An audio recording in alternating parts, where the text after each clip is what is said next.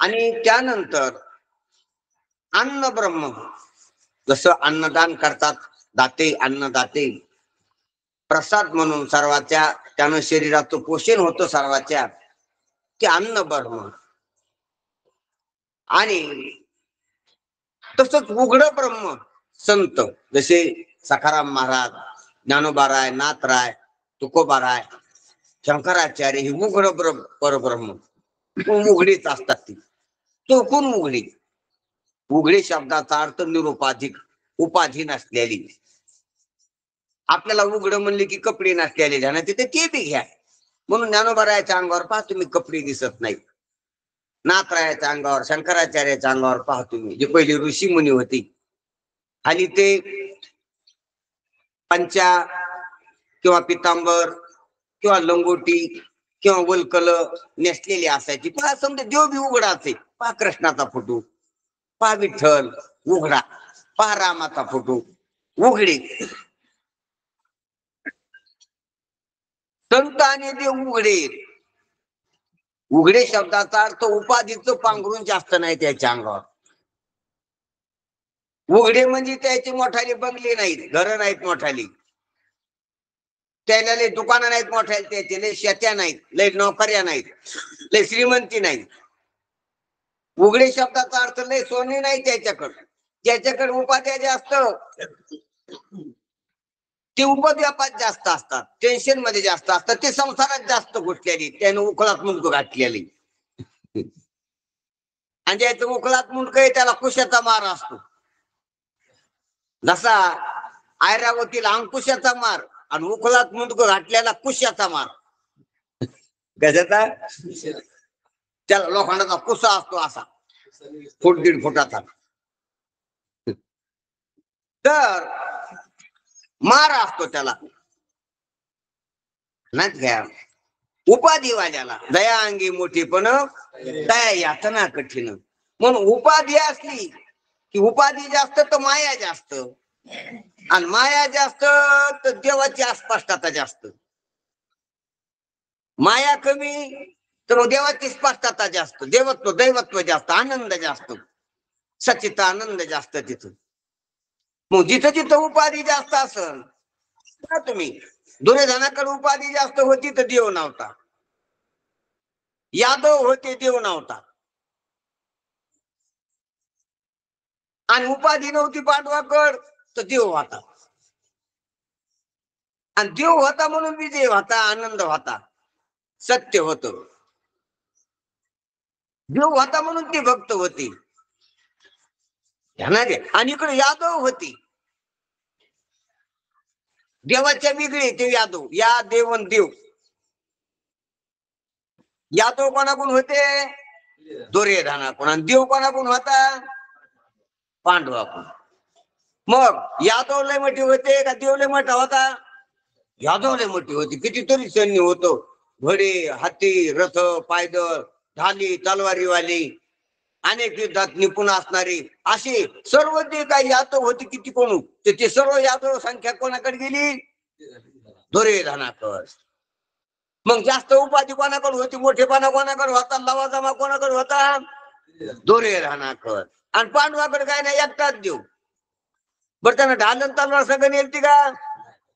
काय घोडा एखादा घरून आणला होता का? हत्ती, अंबारी, रथ काही नाही, सारखे रिकामे हाताने आला. आता काहीच नाही आणलं. ह्या बाकीच्यानं सौंड आपापला दारोगाला, आपापले रथन, घोडेन, हत्यान, अंबारीन, ढालीन, तलवारीन सगळंच आणले होते त्या सर्व यादवानं.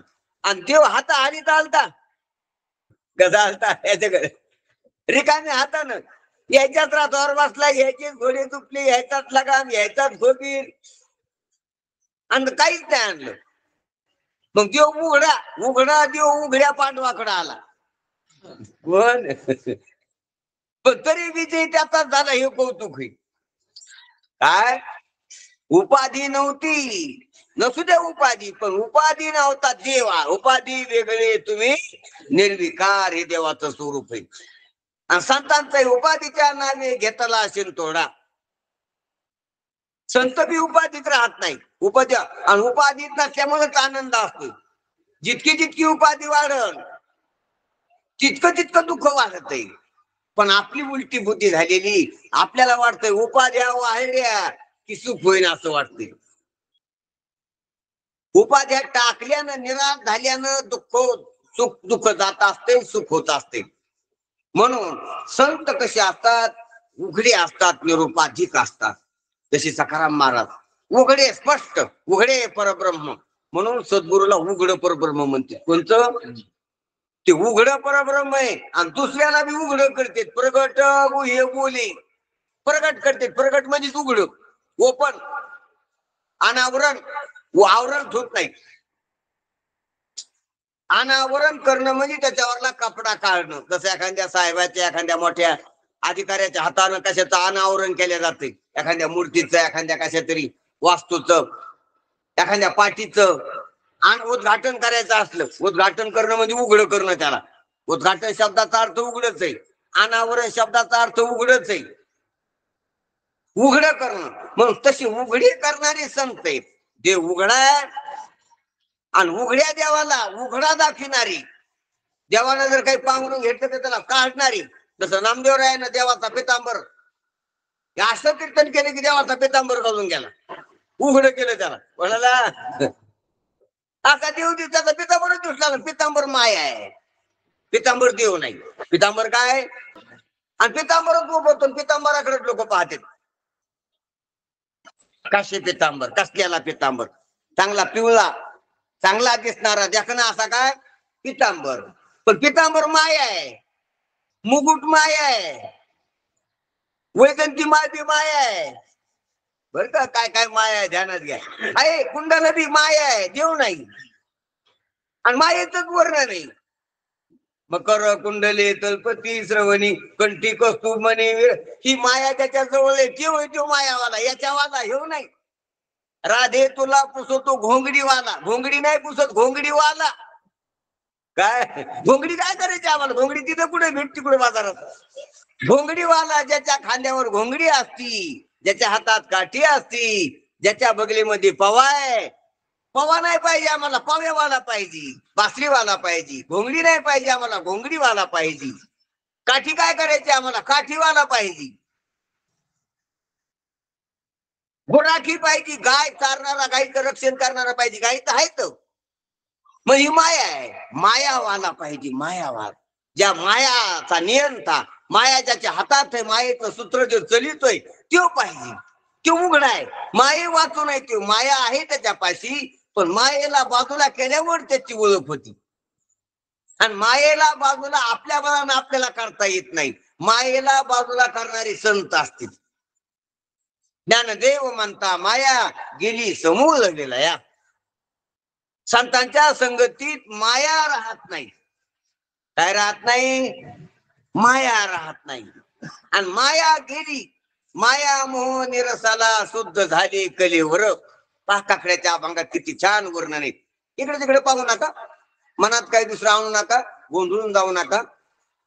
मी जे बोलायलो ते विषय संतांना सांगितलेले, ते भागवतातले, आणि ते अत्यंत महत्वाचे साधू संतांच्या पुन्हा आपल्याला कळायला पाहिजे.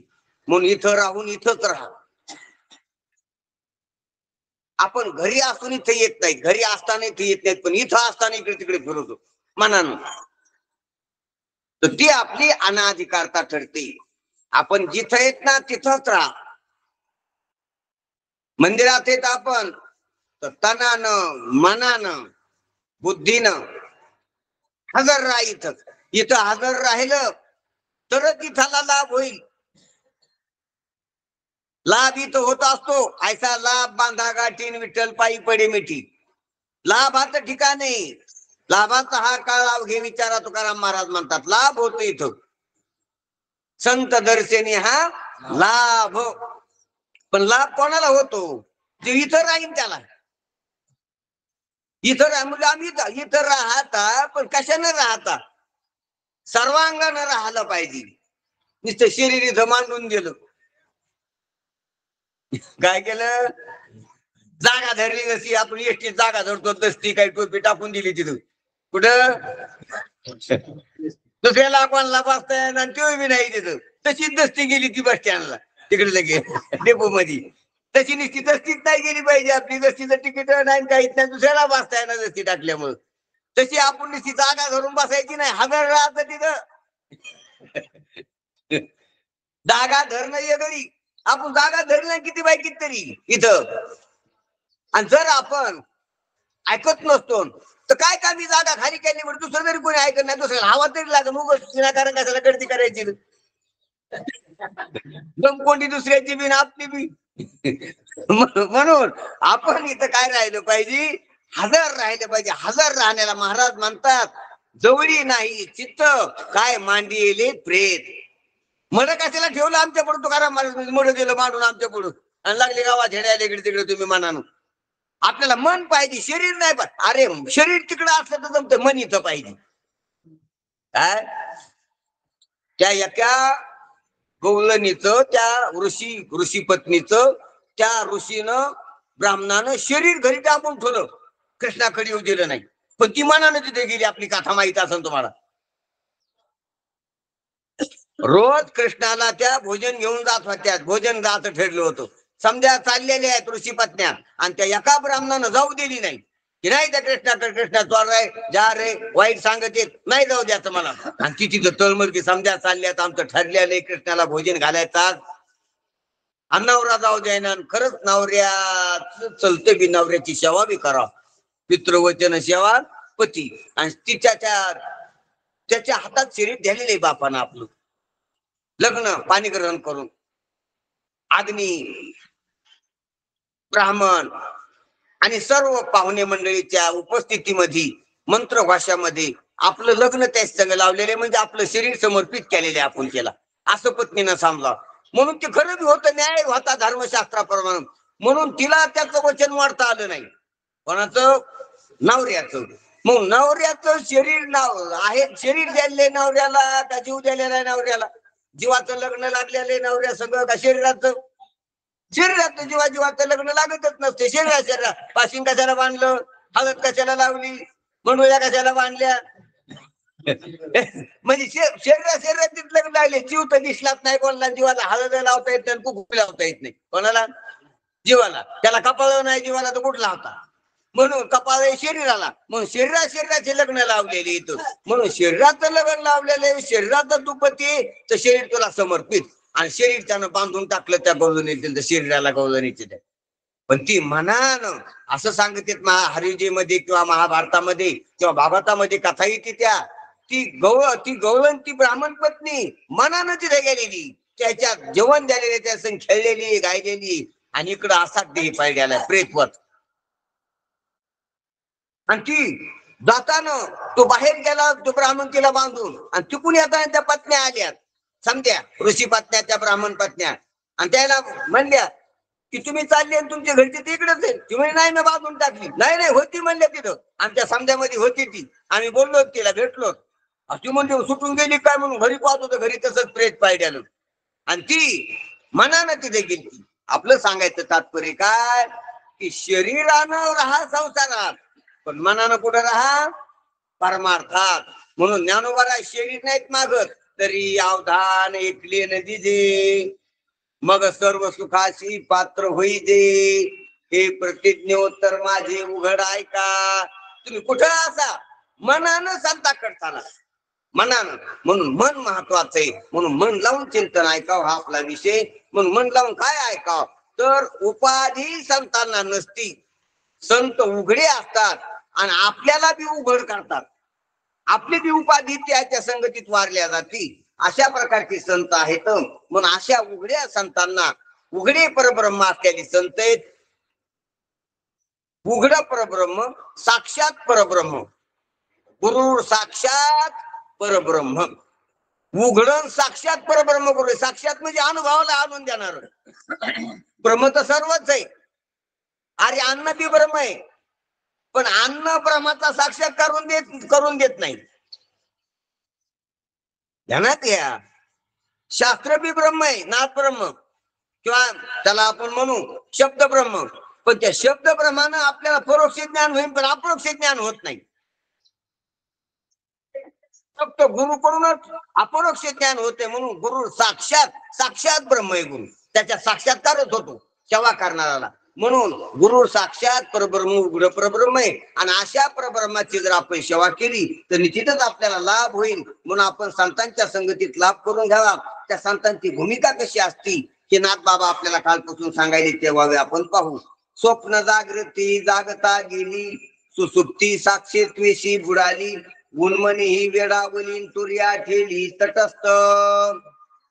आजची 52वी महाराज म्हणतात की स्वप्न जागृती जागता गेली. बऱ्याच आवाज कमी करता येतो का? चिरकायला लागले असलं कोणी सांगा त्यांना, नाही त्याला थोडं लांब म्हणतो चिरकायला लागलं नाही राहू दे. आता बरे आता जास्त लांब देऊ पण आवाज नाही ना आता चांगले. जय गुरुदेव. कोणता संतांची भूमिका कशी असते? तो स्वप्न जागृती जागता गेली. ज्या वेळेला संत आपल्या स्वरूपावर जागे होतात, जागृतीत येतात, परम जागृती, आत्मजागृती म्हणावं त्याला, ब्रह्म जागृती म्हणावं, तर त्या वेळाला त्याची सुसुप्ती तर गेलेलीच असती, अज्ञान तर गेलेलंच असते, पण स्वप्न बी गेलं आणि जागृती बी गेली. असं जागले ती.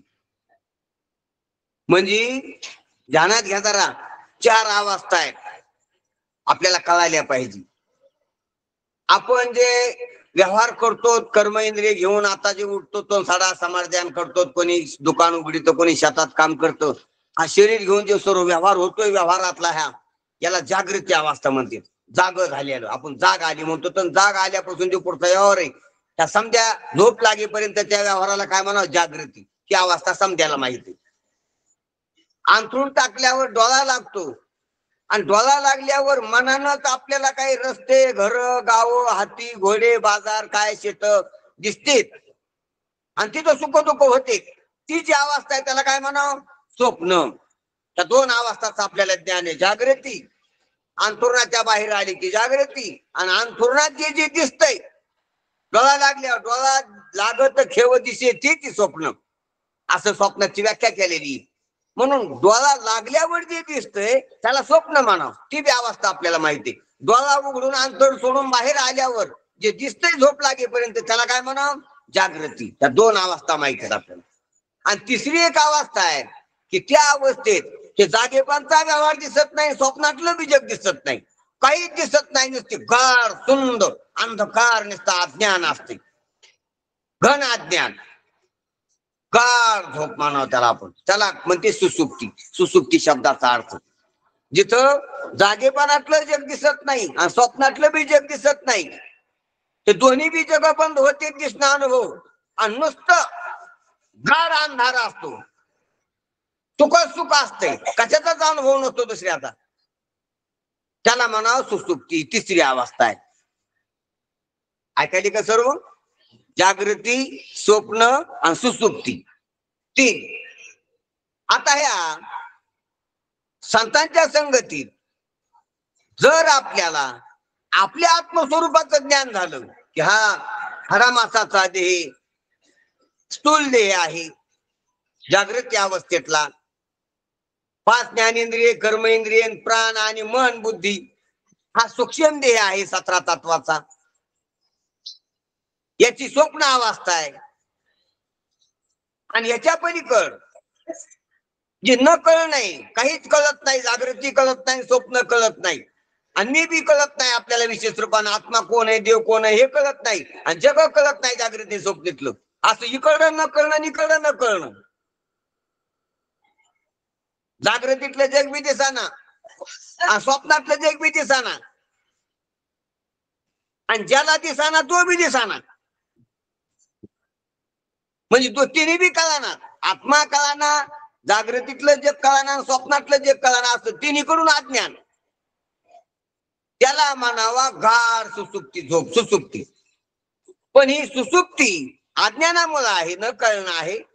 हे न कळणं जर संतांच्या संगतीत महावाक्याचा उपदेश झाला, अनुग्रह भेटला, तुमचा अनुग्रह लाधून संतांचा जर अनुग्रह झाला, तर आपल्याला ही जागृती, स्वप्न, सुसुप्ती किंवा स्थूल देह, सूक्ष्म देह, कारण देह, त्या तिन्ही देहाचा निराश झाल्यावर आत्मज्ञान होत असते की सच्चिदानंद रूप आत्मा मी. ध्यानात घ्या. तर ही ज्ञानाची जी अवस्था आहे, अहम ब्रह्मस्मी अयम आत्मा ब्रह्माची महावाक्य संत सांगत असतात. सोहम ह्या महावाक्यानं मी आत्मा सच्चिदानंद स्वरूप ब्रह्म आहे अशा प्रकारचा जो बोध होतो, त्या बोधाची जी अवस्था आहे बोधात राहण्याची, जशी सकाराम बाबाची होती, जशी रंगनाथ गुरुजीची होती, जशी ज्ञानोबरायाची होती, नाथरायाची होती, सर्व संत ज्या बोधावर होते, हे नाही बोध हे आम्ही असं शोधत तिथं किंवा साधू बोध झाला नुरून आठ्याला, अशी बोधाची जी अवस्था आहे तिला म्हणा तुरी अवस्था. तू ती ध्यानात ठोबर अवस्था आहे, कामाची आहे. आपण लय बाकीच्या पंचायती ध्यानात ठेवलेल्या आहेत. आपल्या बिनकामी लय ध्यानात आहे आणि आपल्या जे कामाचं आहे ते ध्यानात राहत बी नाही. अहो ध्यानात राहत नाही ते ऐकू बी वाटत नाही. बिनकामाचं ऐकू बी वाटतंय आणि ध्यानात बी राहत नाही. तुम्ही हशिणाऱ्या महाराजांचे कीर्तन ऐकले गेलो ध्यानात राहतो, फुलतो बी म्हणून ऐकू बी वाटतंय आणि ध्यानात राहत की कसं सासू सुना सांगितलं, कसं चौकी चौकी सांगितलं, कसं कुत्र्या मांजराची गोष्ट कशी सांगितली, त्या खुरपिता शेतात पाणी शांतानं कुठतरी दोन धुताना एकुणिकीला सांगते लय मारदान हाचिलं, लय मारदान सांगितलं. बिनकामाचं आपलं मनच कसं बिनकामाचं लय ध्यानात राहतंय आणि बिनकामाचं लय ऐकू वाटतंय. पण भांडण चाललं ना, आपल्या घरातली कामं सोडून लय आपलं असं ऐकू वाटतंय पाहू पाहू तिकडून. बरं काय कामाचं आहे? दोन बायाचे किंवा दोन माणसाची अशी भांडणं लागा, तो माणसं अशी प्रवचनासारखीच जमतील. नाही प्रवचनाला तरी बोलावं लागतील, काय लागते प्रवचनाला कामं सोडून येत नाही. काय कामं सोडून येतील का माणसं? आणि भांडणाला कामं सोडून जातील. काय जेव प्रवचन सुरू केलं हरिराम आणि जेवायला बसलेली ताट लोटून कोणी येईल का प्रवचनाला?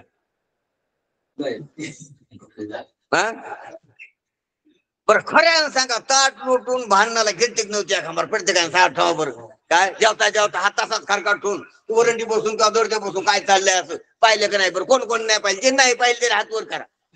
काय ज्यानं आतापर्यंत आयुष्यात जेवता जेवता उठून भांडणं पाहिली नाही, भांडणं ऐकली नाही, असा कोण आहे? एखादा बाजार हाय कोय आयचा मुर्शद मोल्ला नाही का कोणी असं कोणी बाजार? हा जेवता जेवता हरिराम सुरू झालं, प्रवचन झाले की परत येऊन बसला, असा बी एखादा टाका. काय की ज्या जेवण करायला बसलो तिकडे प्रवचन सुरू झालं, आता काय बाबा प्रवचन बरोबर जाऊ द्या ते नंतर जेऊ आपण, असा ताट लोटून देऊन प्रवचनाला आलेला मला दाखवा एखादा. बरं प्रवचन कामाचं आहे की न का भांडण कामाचं आहे की न? कल्याण प्रवचनात ऐकण्यात आहे का भांडण ऐकण्यात आहे? हे कळत नाही का कोणाला? मग कोणून बी भांडणं ऐकायला का तुम्हाला कसं करावं? ते दारू चांगली नसती हे पिणाऱ्याला कळत नाही का? तरी मी पितो. बिडी चांगली नसती हे बिडी वाढणाऱ्याला कळत नाही का? काय त्याला अनुभव नाही का? पण तरी म्हणजे हेच म्हणून संसाराच्या अंगी अवघीच व्यसन नाही. तसंच आहे. म्हणून आपला काय विषय चालला होता की चांगल्या कामात आपली प्रवृत्ती आहे का? म्हणून जे नाही ऐकायचं ते ऐकायला वाटतं. म्हणून महाराज म्हणते की विनोदाची कथा गोड वाटे तुकोबरायचा अभंगी. काय करावं वाटतं? विनोदाची कथा गोड लागते. म्हणून कुत्र्या मांजराच्या गोष्टी सांगितल्या गोड लागतात, तर हे कल्याणाची गोष्ट सांगितली की ऐकावं वाटत नाही. अरे आपल्याबद्दलच्या गोष्टीत बाहेरच्या गोष्टी काय करायच्या कुत्र्या मांजराला सांगून? अरे आपल्याला अवस्था किती आहेत, आपल्याला देह किती आहेत, आपल्याला प्राण किती आहेत, सूक्ष्म देहाचे तत्व किती आहेत, आपण कोण आहे, देव कोण आहे, माया कशाला म्हणते, ह्या गोष्टी बिगुर कळायच्यात आपल्याला कसं वाटतो कोण काय? ह्या गोष्टी कळाल्या नाही. बरं जाऊ द्या, नाही कळाल्या, पण कळून घ्यायचा प्रयत्न केला का? नाही केला. बरं बोलत कोणी एखादा महाराज येऊन सांगायला लागला तर ऐकत बसलो तर आपण म्हणलं काहून असं व्हायलंय? सांगा पंढरी राया काय करू याशी असं देवाला का म्हणले का की मला असं का व्हावं लागले? का रूप ध्यानाशी नाही तुझे असं का व्हावं लागले? कीर्तनी वैसता निद्रे नागविली. कीर्तनात काय येते? झोप येते. मला एखादा असा दाखवा की भांडणं ऐकताना झोप आली, त्याला दुखली आली भांडणं ऐकत ऐकत, असा एखादा माणूस द्या धरून मला. की दोघा जणांची चांगली भांडण लागली, चांगलं पाहत होतं, कोणी कोणाला हाणायले कशा शिवाय गेले, आणि मला झोप यायला लागली. हा? याची तर भांडणं झोप येऊ म्हणजे ते भांडणं करणारा बी येत नाही, पण पाहणाऱ्याला बी येत नाही, भांडणं ऐकणाऱ्याला बी झोप येत नाही. काय काय म्हणून नामदेव महाराज म्हणते, कीर्तनी पैसा निद्रे नागिवली, आणि मन माझी गुंतली इकडे विषय सुखाला, पिक्चर पाहताना, भांडणं पाहताना, व्यवहारातले काही करताना, चाहडी काढताना किंवा निंदा करताना झोप येत नाही. निंदा कोणाची ऐकताना काय येत नाही, झोप येत नाही. मन माझे गुंतले विषय सुखा, सांगा पंढरी राया काय करू याशी. म्हणून देवाच्या पाया पडताना देवाला असं केलं पाहिजे की माझं मन असं काहून करायला देव, याला जरा सुधरीत असं सुधर पडतो, शाळात तरी घालतो याला, कोणाला, त्या मनाला. त्या मन असं मला, माझंच मन माझ्या विरोधात काहून वागायली. ध्यानात घ्या, आपलंच मन आपल्या विरोधात काहून वागायला याची तक्रार करू नये का. समजा तुमचाच मुलगा तुमच्या विरोधात वागायला लागला, तर तुम्ही त्याची पाहुण्यापाशी, त्याच्या मित्रापाशी तक्रार करीत नाहीत का. तुमचाच मुलगा आहे पण तुमच्या विरोधात वागायला, कमीत कमी तक्रार तर करतात ना. मग आपलं मन आपल्या विरोधात वागायला कमीत कमी देवापाशी तक्रार तर करावं त्याची. तुकाराम महाराजांनी केली बाबा, नामदेव महाराजांनी केली की सांगा पंढरीराया काय करू याची, का रूप ध्यानाची नाही तुझे, काहून असं व्हायला लागले. किंवा तुकाराम महाराजांनी केली, माझी चित्त तुझे पाही राही आयशी करी का काही, धरून या बाई भोवा, मनाची तक्रार केली देवापुढं. आपण तक्रारी लोकांच्याच करतो, आपल्या मनाची केलीच नाही का. पाहुण्या रावण्यापाशी केली तर आपल्या मनाची तक्रार केली का. बेडी वाटणार तक्रार केली पाहिजे, काय करावं मला सुटत ना बाई, काय म्हटलं मन खराब आहे, डॉक्टरनं सांगितले मला बी कळते पण हे सुटत ना. अशा आपल्या मनाची तक्रार करावं नाही का. देवापाशी करावं की देवा आपल्या मनाला थोडंफार काहीतरी चांगलं शिकव गाड्या, माझ्या मनातून हे वाईट गेलं पाहिजे निघून, असा संकल्प करून हे मागाव देवाला. आपण देवाला दुसरंच मागतो, सुखाचं ठेव, पैसा येऊ दे, माल होऊ दे, अरे ह्याची गरजच नाही पडणार. जर आपलं मन नीट झालं, जर आपलं मन चांगलं झालं तर काहीच कमी नाही राहणार. आणि मन वाईट असलं तर किती असलं तर बसर येणार नाही. काय जर मन चांगलं नाही, सोपे वर्म परी मन नाही हाती, हा हा भूत चित्ती भ्रमगारा. पहा महाराजांना काय सांगितलं. म्हणून मन जर चांगला असला, मन चंगा तो कठोत नाही गंगा, बर का. मन चंगा तो कठोत नाही गंगा, काठोटीत गंगा कोणी दाखविली. हा, रोहिदास, रोहिदास चांभारानं. काठोटीत गंगा मन चांगलं असल्यामुळं. आणि मन भांगा तर गंगा बी नाही गंगा. मन जर नसलं तर चित्त नाही ना आम्ही तरी ते व्यर्थ, त्रिवेणी संगम व्यर्थ म्हणले महाराज. त्रिवेणी संगमी नाना तीर्थ भ्रमी, चित्त नाही ना आम्ही ते गंगा तिथलची व्यर्थ, तिथं जाऊन बी. आता त्रिवेणी संगमा स्नान करणं व्यर्थ आहे का. बरं माऊली व्यर्थ नाही म्हणली का, पाहावर आता बघते ध्यान देऊन व्यर्थ म्हणले नाही, व्यर्थ शब्द येते तो तरी ते व्यर्थ. हा, त्रिवेणी संगमा स्नान करणं व्यर्थ आहे का. अरे चित्त चांगलं नसल्यास अर्थ आहे. चित्त चांगलं होण्यासाठी तिथं चाललाय, तीर्थावर कशासाठी जाते, ती चित्त चांगलं होण्यासाठी. आणि तिथं जाऊन खोटं बोलायला, तिथं जाऊन कपट कारस्थान करायला, तिथं जाताना बिगड चिठ्ठी चालला, तिथं जाताना मंदिरामध्ये बारी माझा घुसायला कोणाच्या कसा करला, तिथं काय काय खिशी कापायला लागली, मग तिथं जाऊन व्यर्थ येतात. काय तिथं मन चांगलं करण्यासाठी जात का मन भरून जास्तच भरून आला, काय झालं जास्तच भरून आला. जो बी आंघोळ केली त्या पोरानं, काय केली आंघोळ कशासाठी करीत असते, आंघोळ करायसाठी का मळ घात जाण्यासाठी. डुक्कर गटारात आंघोळ करून आलो, मग स्वच्छ झालं का नाही. अगदी लोळ जास्तच गाव लागला त्याच्या अंगाला. तसं तीर्थाला करून एखाद तसं होईन बरं का, म्हणून तीर्थ म्हणतात महाराज. तिथं जाऊन तो काय केलंय, तीर्थी जाऊन या तोबा काय केले, चर्म प्रक्षाळीने वरी वरी.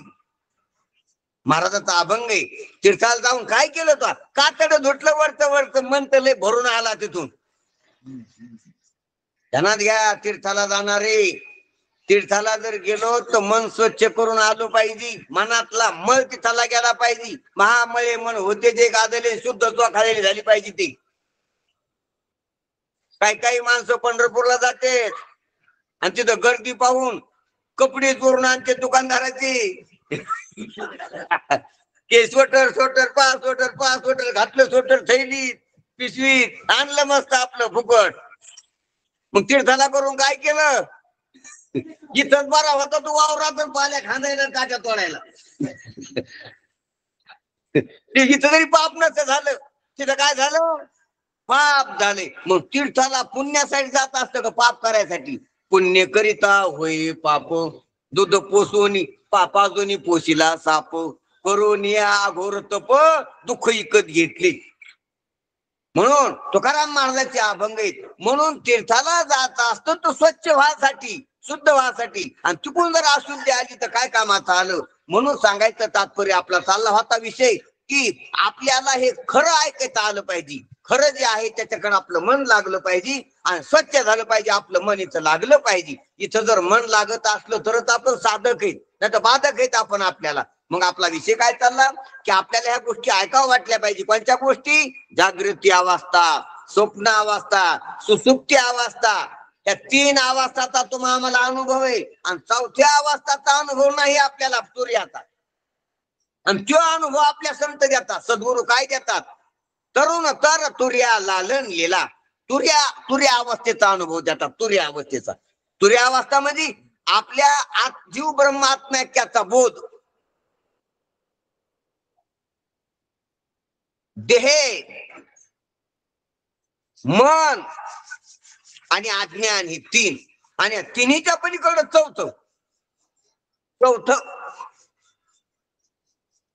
चौथं ठिकाण, चौथी अवस्था, चौथं स्वरूप. चौफाळून या भले, जे चौथं आहे त्या चौथ्याला दाखितात. मग चौथ्याच्या ठाई काही करण्याची नाही. जी चौथी अवस्था आहे ती लक्षात आणून देतात संत, किंवा त्या अवस्थेवर संत असतात आणि आपल्याला बी ती अवस्था लक्षात आणून देतात. म्हणून चौथी अवस्था आहे तुर्या. ध्यानात ठेवा. पहिली अवस्था कोणती? जरा म्हणा. जागृती, जे आपण बोलायलो, चालायलो, खालो, प्यालो, जी अवस्था कोणती? जागृती. अंथरुणावर पायड्यावर जे काहीच्या बाई दिसतंय आणि ते 5 मिनिटं दिसतंय खरं वाटतंय तिथं, ते काय? स्वप्न. ती बी अवस्था आहे. आणि ते स्वप्न बी जिरून जात, नुसता घोरतो, काहीच दिसत नाही. ती अवस्था कोणती? सुसुप्ती. ते नाव ध्यानात ठेवर का? आपल्या भाषेत त्या आपल्या अवस्थेचे आपल्याला अवस्था आहेत पण त्याच्या ओळखी नाही. अवस्था आहेत पण त्याचे नाव माहित नाही. आणि बाकीच नाव माहित आहे.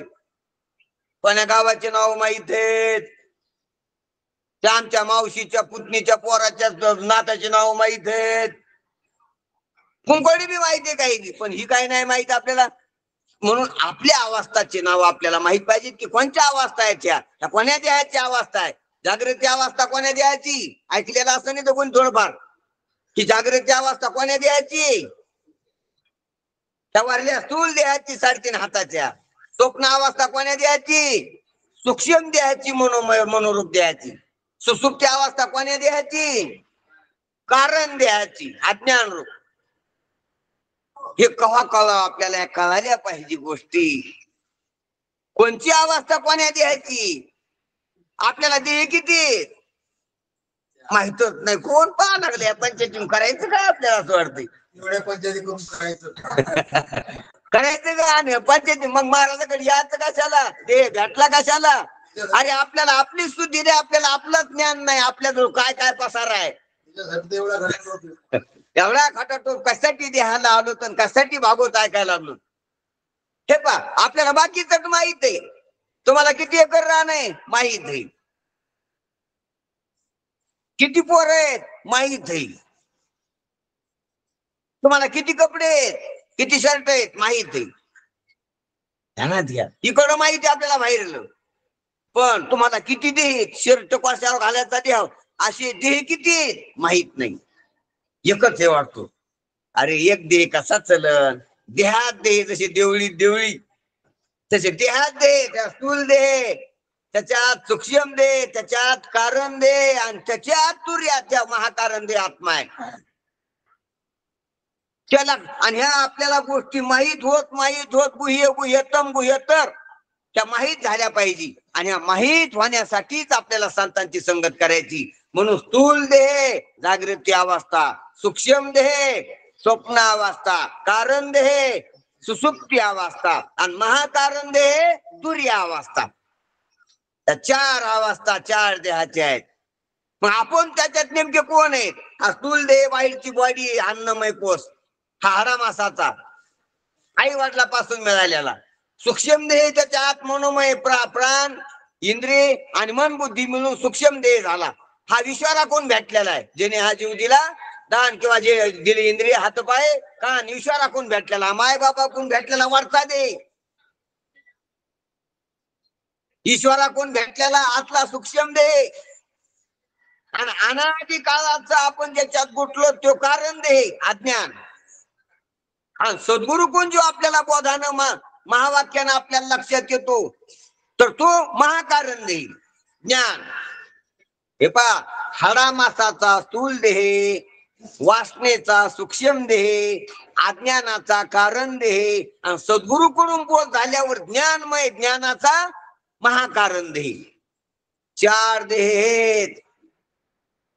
आणि ह्या 4ही देहाचं आपल्याला चिंतन लक्षात आलं पाहिजे. 4 अवस्था आहेत आणि या 4ही अवस्थाचं चिंतन लक्षात आलं पाहिजे. आणि संतांना त्या 4ही अवस्था जागृती, स्वप्न, सुसुप्ती ओलांडून ते तुर्येमध्ये सहज समाधीमध्ये राहतात. त्याच वर्णन करण्यात माऊली इथं महाराज की स्वप्न जागृती जागता गेली, सुसुप्ती साक्षीत पेशी बुडाली, उन्मनी ही वेळावली तुर्या ठेली तटस्थ.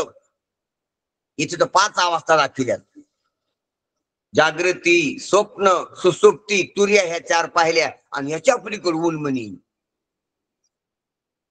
तुका म्हणे दीप घेऊने उन्मनते शोभा, उन्मनते शोभा विटेवरी उभा दिसे लावण्य गाभा. तुका म्हणे ते उन्मनी नास कार्या कारणी. उन्मनी करायला पाहिजे. उन्मनी तिथं 5वी अवस्था आहे महाराज.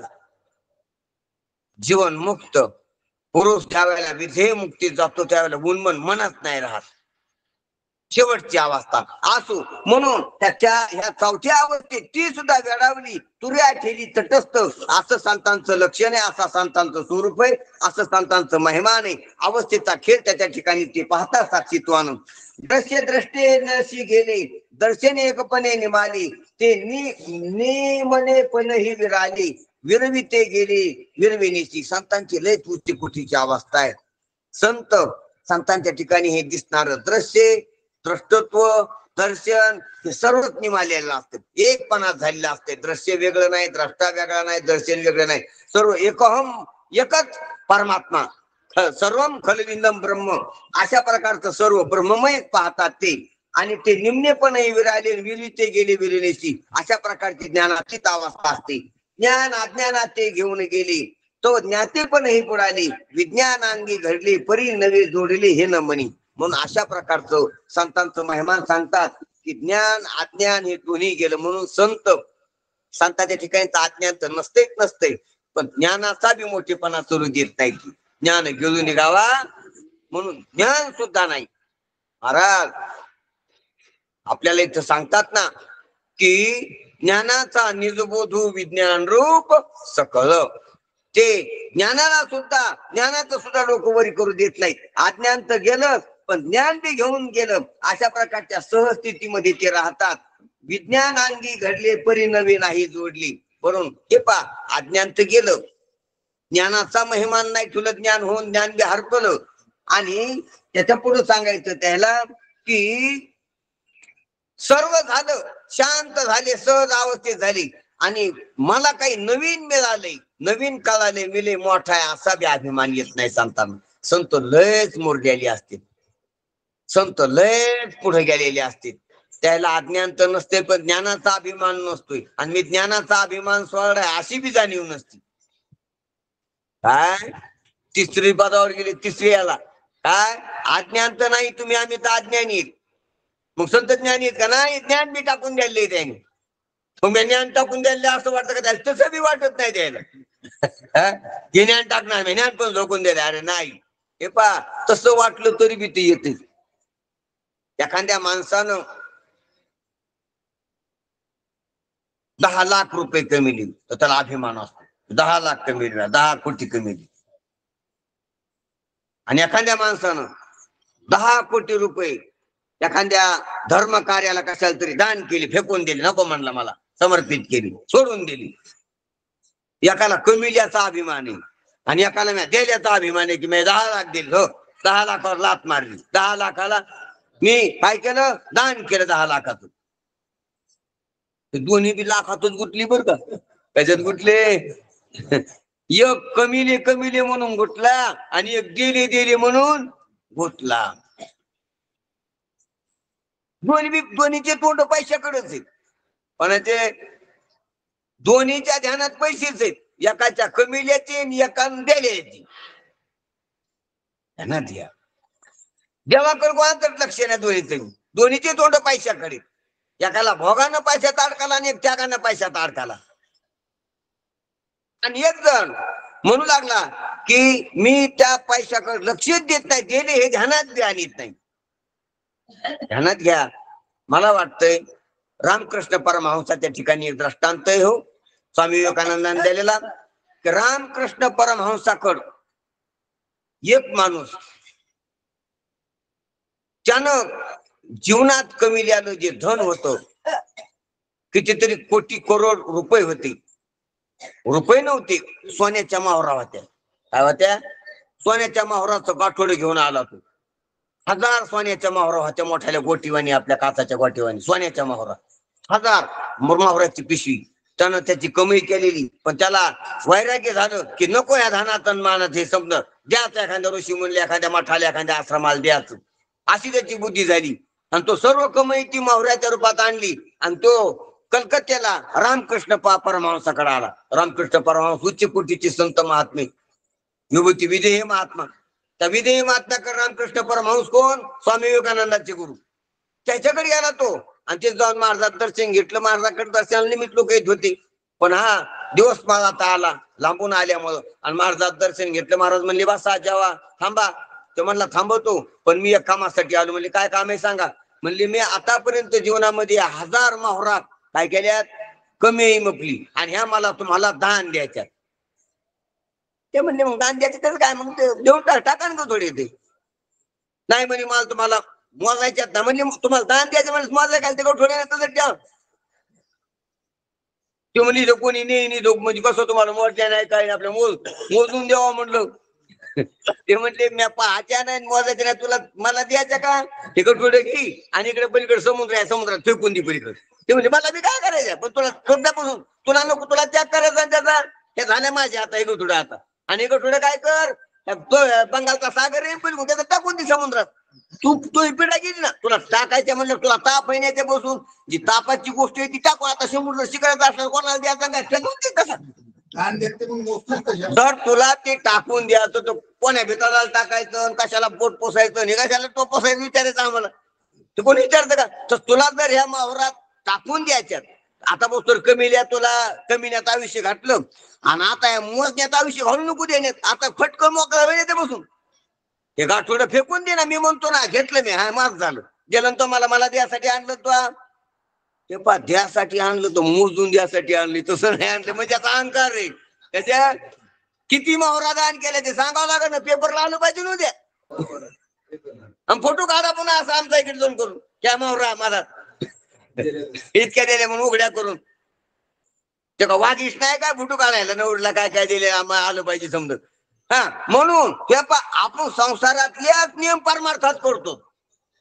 म्हणून रामकृष्ण परमहंस म्हणले काय कर, झोकून द्या. आता महाराजाबरोबर काही म्हणताय ना, जे जागोट म्हणले नाही तर घरला जाय घेऊन ते थोडं. त्याने संत सुरुवातीला समजून सांगत असतील आणि नाहीच ऐकायला लागला तर महाराज म्हणतात ना, भले तरी देऊ गांडीची डोंगाची लंगोटी आणि नाठाळ्याच्या काठी देऊ माता. तसं मागून बोलले महाराज कळाला, तुला घ्यायच्या नाही जी माझ्या झाल्या. तो सोडी नाही का तो सोडी ना तर काय म्हणले घरला घेऊन जाय तुला तुला लागत ते कशाला आला ते आला इकडं आता मागो जावा तो मागो आडून पुढे इड झाली महाराज तसं करली मग म्हणले काय करू महाराज तुम्ही सांगा मग मी म्हटलो त्या समजा झोपून दी झटलो तो मागो पुढे पाहिलं म्हणलो काय मारत होतो का मी बाबा म्हटलं त्याला म्हटलं सन्मान होईन एवढ्या पाव द्यायला म्हणल्यास आपला फोटो काढतील म्हटलं नाव घेतील इतक्या लोकांची आहेत त्या मावऱ्या पहादान द्याले आणि ते काय तसे ढोंगी महाराज आहेत काय ते ढोंगी महाराज नाव घेत असतील ढोंगी महाराज मोठेपणा करीत असतील पहा हे शेठ हे सावकार हे श्रीमंत त्याचे नाव घालण्यात येईल घालत असते तसे नाही ते रामकृष्ण परमास फेकून ती म्हणली त्यात घरला घेऊन जाय तितक्या लांबून आला तो तापत गेला बटोडे घेऊन पण म्हणला कमीत कमी आपण बी मोठल्या नाही किती सोनार कोण आणल्या समजा पैसे दे महाराजाला मोजून द्यायच्या तर म्हणलं मोजू पण महाराज काय मोजायच्या बेतात नाही ती म्हणून तो तिकडे गेला म्हणला इकडे तर महाराज नाहीत ना मग तो काय करी आता समुद्रात टाकात म्हणले महाराज आता महाराजाचं बोलणं ऐकलं ते एक दोन अशा लागला कशात ढाकायला समुद्रात 100-200 ते हजारो मावर होते सकाळी वेळ लागला ह्यो म्हणला ह्यो ह्याकाडी माणूस आहे मी याच्यावर बोललो यानं समजा उडी गिडी टाकली काय समज रामकृष्ण परमहंसाला वाटलं ती माघारी गेली तिकडे अंधार पावडा होता संध्याकाळचा टाइम होता माघारी गेली तो मोजायला लागलाय 301 302 305 असं त्याचं मोजायला लागलाय काय सोन्याच्या मावर आता सोनं म्हणजे महत्वाची गोष्ट ती चालली की पण महाराजाला काय करावं आता टाकून द्या पण आता आपल्याला तर गंती लागली पाहिजे ना किती टाकली आपण त्या माणसाला काही कळा ना महाराजाला ह्याकडे पिसा दिसतो पण आपण तशी आणि माणसं आहेत ना आपण मोजून टाकाव म्हणून तो मोजून टाकायला लागला तर माघारी महाराज गेले आणि त्याची गळचिपी धरली म्हणले मूर्खा तुला टाक कामायच्या असल्यास मोजल्यास जमते तुला टाकायचे तर मोजायला कशाला आणि मोजायला म्हणल्यावर माहुरा गेले पण मनात तशात धरल्या तो हातातून टाकले पण मनात तशात पकडले ना मोजून आणि संसार मनात वाईट आहे हातात नाही वाईट संसार मनात वाईट आहे हातात किती आज द्या घरात काही आज द्या मनात नसतो नाही कुठेही चित्ताशी नसावे बंधन हृदयी नारायण साठवा मनात देव पाहिजे घरात आज द्या संसार संसार तर राहणारच ना बाहेर फक्त मनात नसू नाही मनातला संसार आडवा येतोय मनातला संसार त्रास देतो दुःख देतोय मनातला संसार जन्म मरणाला कारणीभूत होतोय वासना जन्म घेणे लागी वासना म्हणजे तो मनात धरलेला संसार मग तो आता मनात तसं धरलं ना आणि मनात धरणं वाईट आहे जनक राजा तिथं खजिना होता पण मनात नव्हता म्हणून मुक्त होता तो ध्यानात घ्या आणि आपल्यापाशी खडका नसतो पण मनातले असते म्हणून मनातला संसार वाईट हे पा समुद्रात पाणी नसावं का नावीत पाणी नसावं हा समुद्रातलं पाणी वाईट का नावात आलेलं पाणी वाईट समुद्र असा ना भरलेला पण नावात कोणी भटेल नाव आपली पण नाव फुटकी नावात पाणी आले नावात पाणी आलं म्हणलं अवघड झालं तुमचं पाण्यात नाव असावं पण नावात पाणी ध्यानात घ्या तस संसारात मन असावं पण मनात संसार नसावा ध्यानात घ्या कोणचं वाईट संसारात मन असलेलं वाईट नाही पण मनात संसार असलेलं वाईट आहे मनात संसार असणं म्हणजे संसाराच्या वासना असणं त्या वाईट आहे म्हणून ध्यानात घ्या म्हणून त्या रामकृष्ण परमहंसानं त्याला धरलं हाताला वळलं की तू कमाय गमितानं मोज मावरा त्याग करताना मावरा मोज नको त्याग करताना त्याचा पूर्ण त्याग करतात त्याला फेकून देईन त्याला मनात आणू नको परा ध्यानात घ्या याला सर्वस्वी त्याग म्हणतात त्याप्रमाणे महाराजच्या सर्व प्रकारचा त्याग असतो त्याचा त्याग केलं याचा बी त्यानं त्याग केलेला असतो म्हणून अशा प्रकारचा सहज अवस्थात असतात संत म्हणून अशा सहज अवस्थात असणाऱ्या संतांचं ज्ञानोबा नाथराय तोंड भरून वर्णन करतात या परी जे निज सज्जन तेही व्हावे सावधान द्यावे मजा उधान हे विज्ञापन पालत्वे नाथ बाबा म्हणतात ऐ साधू ऐ सज्जनाओ ऐ महात्म्या होत आचार्य होत ऋषी मुनी होत महानुभावा होत असे मुक्त पुरुष जे आहेत त्या सर्वाला विनंती करतात आणि माझ्या या ग्रंथाकड मी जो छोटा मोठा ग्रंथ करायला लागलो त्या भागवतावर टीका करायला लागलो मराठीमध्ये या ग्रंथाकडे माझ्या सावधान होऊन तुम्ही अवधान द्या आणि अवधान देऊन माझी ही विनंती पूर्ण करा. मी बालकपणानं तुमची विनंती करलो. मी काय ज्ञानी नाही नाथ बाबा म्हणतात, पण ए संत सज्जनाओ, माझ्या ग्रंथाकडे लक्ष द्या आणि लक्ष देऊन माझा ग्रंथ मोठा करा, माझ्या ग्रंथाला अवधान द्या. मी बालकपणानं जसा लहान लेकरू बापाला याला विनंती करतो असतो की माझा ऐका बाबा, मी काय म्हणालो ऐका, तर बापाला काय, बाप सर्व कळत असतं बापाला, पण त्याचं कौतुक नाही करत. हा सांग काय बोलतो तू, बोल बाबा, बोल बाळ्या. तसं ज्ञानोबा नाथराय आपल्या पुढे लहान होतात की माझ्या बालकाची तुम्ही गोष्टी ऐका. मी संत सज्जनाला विनंती करतो की तुम्ही माझ्या ह्या भागवताच्या गोष्टी ऐकावा. अशा प्रकारचं लहानपण घेऊन नाथ बाबा आपल्याला सर्व साधू संतांना, सर्व सज्जनांना, सर्व साधकांना, सर्व श्रोत्यांना विनंती करतात. सूर्य सदा प्रकाश घन, अग्नी सदा दैदिप्यमान, तैसे संत सदा सावधान, द्यावे अवधाने बालकत्व माझे. अहो नाथ बाबा म्हणतात मी तुम्हाला अवधान द्या म्हणून संत सज्जनाला विनंती केली, पण मी त्याच्यामध्ये कमी पडायला लागलो, मूर्ख ठरायला लागलो. कारण की सूर्याला तू प्रकाश दे असं म्हणायची गरज आहे का? अग्नीला तू गरम होय असं म्हणायची गरज आहे का?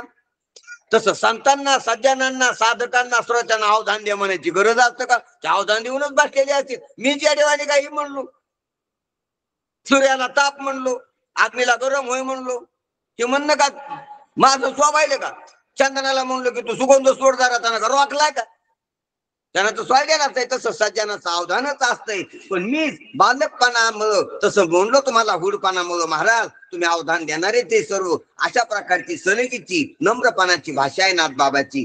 तो संत सज्जनी एक वेळा थोर करून या सोहळा, आज्ञा पिले वेळोवेळा ग्रंथ करविला प्राकृत. तुम्हा संत मायबापानच मला विनंती केली तुम्हा सर्वांना, म्हणून तुमची सेवा म्हणून मी ग्रंथ करायला लागलो. तुम्हीच ग्रंथ करा मला असे म्हणलेले सर्व त्या काळातले जे कोणी त्यांच्या संगतीतले महात्मे असतील समकालीन नाथबाबाच्या, तुम्ही भागवतावर टीका करा अशा प्रकारची विनंती केली असेल. म्हणून नाथबाबा म्हणतात तुम्हीच मला अशा प्रकारची आज्ञा दिल्यामुळे मी हे ग्रंथ करायलो, म्हणून तुम्ही माझा ग्रंथ हा पुरता करून घ्या. एकांती आणि लोकांती थोर साक्षेप केला संती, तरी सांगाची मज प्रतीन कोण ग्रंथी प्रवर्तो. नाथ बाबा म्हणतात एकांतात आणि लोकांतात म्हणजे अंतःकरणात बी मला असा सर्वांचा काय लागला तर संकेत आला की ग्रंथ करा. आणि लोकांतात लोकांनी बी अशी चर्चा केली की नाथ बाबा तुम्ही भागवत करा, भागवतावर आम्हाला सांगा. म्हणून हा थोर साक्षेप आला, साधू संतांचे थोर अशा प्रकारचे मला संकेत आले, म्हणून ग्रंथ प्राकृत मध्ये मी करायला लागलो. तर तो ग्रंथ तुम्ही पुरता करून घ्यावा, म्हणून ग्रंथ करण्याला मी प्रवृत्त झालो. पुराणी श्रेष्ठ भागवत त्याही माझी उद्धव गीत, प्रस्तवावी तेथन वागता भगवंत तुझ साही. पहा नाथ बाबा म्हणतात की सर्व संतांनी अशी मला आज्ञा दिली की पुराणामध्ये ग्रंथ भागवत श्रेष्ठ आहे. भागवत महापुराण, श्रीमद भागवत महापुराण हा सर्व 18 पुराणात श्रेष्ठ, जास्त फल देणारा, त्वरित ज्ञानाला प्राप्त करणारा असा ग्रंथ आहे. फल प्राप्त करून देणारा ग्रंथ आहे. म्हणून त्या ग्रंथात जे कृष्ण गीत आहे, कृष्णाचं उद्धवाचं गीत आहे, कृष्ण उद्धव संवाद आहे, हे कृष्ण गीत तो आम्हाला सांगावं अशा प्रकारचं संतांनी नाथ बाबा म्हणतात मला विनंती केली किंवा मला आज्ञा दिली, म्हणून मी हे ग्रंथ करण्याला प्रवृत्त झालेलो आहे. आम्हाशी पाहिजे ज्ञानकथा, वरी तुझ सारिका रसाळ वक्ता, तरी स्तुती सांडून आता निरूपण तत्वता चालवी. महाराज म्हणतात की आम्ही ज्ञान कथाची भोगतीत, आम्हाला ज्ञान सांगायला पाहिजे कोणतरी. आणि तुझ्यासारखा पुन्हा वक्ता भेटलाय नाथ बाबा सारखा सांगणारा. म्हणून आता बाकीच्या स्तुती तू संतांची, गणपतीची, सरस्वतीची, सद्गुरूची स्तुती केलीशी आता पुरी कर आणि आम्हाला भागवताचं निरूपण सांग. अशा प्रकारची संतांनी नाथरायाला विनंती केली की तू आता हे पुरे कर. आता भरपूर सांगितलं, तो संतांचं सांगितलं, सरस्वती सांगितलं, गणपती सांगितलं, सद्गुरूचं महिमा सांगितलं, संतांच्या भूमिका सांगितल्या. आता हे जरा आवडतं घ्या नाथ बाबा. आणि आम्हाला भागवताची कथा, उद्धवानं कृष्णाला काय, कृष्णानं उद्धवाला काय सांगितले आणि उद्धवानं कृष्णाला काय विचारले, ह्या गोष्टी आम्हाला तू सांग. भागवत कथा सांग. भागवत कथा ज्ञान कथा आहे आणि ती ऐकायला आम्ही बसतो. तो लय लांबलं तर दुसरंच मंगळाचरण केलं, बरं केलं तर केलं, पण आता ज्ञान कथा सांगायला काय कर, सुरुवात कर. अशा प्रकारची नाथरायाला, पण नाथरायाने लिहिली आणि नाथरायत म्हणतील असे संत मला बोलू लागले म्हणून मी हे लिहिले. तू जस्तवनाची उत्साहू हातो काढला भाऊ, तरी कथेचा लवलाव निर्वाह उपपादी. अशा प्रमाणे नाथ बाबाला संत म्हणतात की तुला संत स्तवनाचा लयच उत्साह आहे, संत स्तवनाची लयच गोडी. संत स्तवन करायला लागला की तुला आवडतच नाही रे नाथ बाबा, तो आता बस बंद कर बरं, आता लय झालं संतांना सांगितलं. पण उद्धवाला कृष्णानं काय सांगितलं ते आम्हाला सांगा, मी ते ऐकायला बसलो. तुला अशी गोडी लागते, एक बार बोलायला लागलं तू संत संगतीतलं संतांची भूमिका, तर तू आवरतच नाही, अनावर होते. काय असतं, ज्याला ज्याची गोडी असती त्याला त्याचं वर्णन करताना आवडतच नाही. आपलं तसंच आहे. आपल्या एखादा पाहुणा असा आणि त्यानं काही कमाई करावं, त्याने एखादी फॅक्टरी टाकावं, ते एखाद्या निवडून यावं आणि त्याच्या गप्पा निघली का आपल्याला आवडतो का पाहुण्याला, हा तो माणूस का बाबा, त्यानं काय कमी तो कसा स्वभाव आहे त्याचा, त्याची केवढं दुकानं, त्याचे पोरण, त्याच्या हाताखाली किती माणसं, ती किती शिकलेला, काय हुशारीन, काय त्याची म्हणजे आपल्याला असं इळं गेला जेवताना ते झोपताना ते त्याच्या आपल्या पाहुण्याला भेटले की त्याच्या आपल्याला ते आवडतच नाही. आणि तरी ते धावे स्वभावी बाहेरीन धरिताही परी आवडयाना आवरतच नाही. जर बाया माणसाला, ह्या महिलाला जर माहेराच्या गप्पा निघल्या तर आवरत आहेत का? हा, तुमच्या माहेरचं कसं, तुमच्या भावाचं कसं, तुमच्या बापाचं कसं होतं, तुमचे किती रान होतं, तुमचे भाऊ किती तुम्हाला, तुमची चुलती किती, तर हे विचारलं एखाद्याला आणि त्या गप्पा निघल्या तर ऊन हात असत्या, पायात काही नव्हत्या, डोसक्यावर भांडी असू द्या आणि काम असत्या, घरी धाक असत्या कामाचा, लेकरू झोपी घातलेला असत्या, दाल शिजायला टाकली असत्या, ती करपून जाऊ द्या तिकडं तरी मी काय होत ती आवरत नाही. तसं नाथ बाबा तुला लय गोडी संतांचं वर्णन करायची, तू हे लय वेळ घातलास का, मी 2-3 दिवस झाले तेच ऐकायला भागवताला अजून सुरुवातच झाली नाही. तुम्ही काय करा, भागवताला सुरुवात करा. म्हणून अशा प्रकारचा नाथ बाबानं इथं संवाद प्रवृत्ती करून संवाद सांगितला. आणि जस काय नाथ बाबाला सर्व संतांनी विनंती केल्यामुळं नाथ बाबा आता उद्याच्या सत्रापासून नाथ भागवतावर बोलायला सुरुवात करतील. तो भाग आपण आता उद्याच्या या दुपारच्या सत्रामध्ये पाहणार आहोत. मला वाटतं वेळ झालेला आहे. हा, आहे का? वेळ झालेला आहे तर आपण इथं थांबू आणि नंतरचा भागा पुढे पाहू. कुंडली कवरदा हरी विठ्ठल श्री ज्ञानदेव माऊली ज्ञानेश्वर गोपाल कृष्ण भगवान सद्गुरु सखाराम महाराज सर्व संतन की जय. गोरोबा काका की जय. चला चला चला चला.